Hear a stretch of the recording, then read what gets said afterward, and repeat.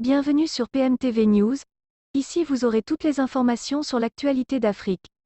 Abonnez-vous massivement et activez la cloche de notification pour plus de vidéos.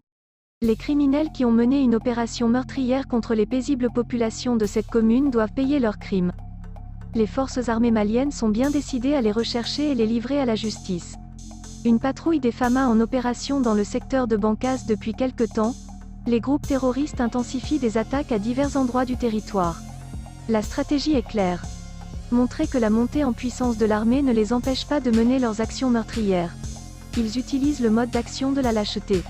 Se dissimuler parmi les populations civiles et attaquer par surprise est un mode opératoire difficile à contrer par les forces armées. Les soldats ne comprennent qu'ils ont affaire à des terroristes que quand des individus se mettent à leur tirer dessus. De plus en plus, les soldats ne se laissent plus surprendre. Et les terroristes se heurtent depuis un moment à des réactions vigoureuses au niveau des postes de sécurité. Ce comportement honorable des hommes en tenue a obligé les forces du mal à changer de mode opératoire. Celles-ci s'en prennent maintenant aux populations civiles sans défense. Le dernier événement en date en est une illustration parfaite. Les terroristes ont mené une opératoire punitive contre de paisibles populations qu'ils accusent d'aider les forces de défense et de sécurité. Plus de 130 personnes ont péri, dans la nuit du vendredi au samedi dernier dans la commune de Dialassagou, du fait de ces hommes sans foi ni loi qui prétendent agir au nom de l'islam. Ce massacre a été perpétré pendant que les forces armées et de sécurité continuent de traquer les groupes terroristes. L'armée révèle, dans un communiqué en date du 21 juin, qu'entre les 20 et 22 juin 2022, des frappes aériennes ont ciblé des plots logistiques et sanctuaires terroristes documentés de la Katiba du Massina d'Amadou Koufa dans les secteurs de Djenné, Tenenkou, Segué et la forêt de Sama, dans le cercle de Bankas. Ces actions s'inscrivent dans le cadre des opérations de protection des populations et de leurs biens.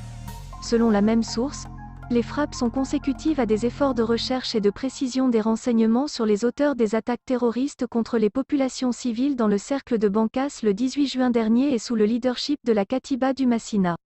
Soumis depuis plusieurs mois à une forte pression des forces armées maliennes jusque dans leur zone sanctuaire où ils disposaient d'un certain confort et d'une grande influence par le passé, ces groupes terroristes ont adapté leur mode d'action et orienté désormais leurs attaques lâches contre les cibles molles et les civils désarmés. Regrette la source sécuritaire. Et cela, au mépris des lois de la République du Mali, en violation de tous les droits humains des populations et de toutes les règles relatives au droit international humanitaire. L'état-major général des armées continuera la recherche de tous les responsables de ces crimes inhumains pour qu'ils répondent de leurs actes devant la justice. Il rassure que la traque des assaillants continue dans le cadre du plan Maliko et de l'opération Keletigui et que les forces armées maliennes, FAMA, assureront pleinement leur mission de défense de l'intégrité territoriale et de protection des personnes et leurs biens. L'état-major général des armées rappelle que les FAMA restent engagées et respectueuses des strictes règles d'engagement qui encadrent leurs actions.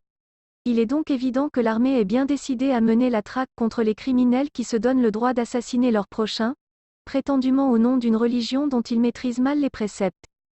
Les autorités assurent que certains auteurs des actes criminels de Dialassagou ont été identifiés. Ils seront donc traqués sans relâche jusqu'à ce qu'ils paient leurs crimes.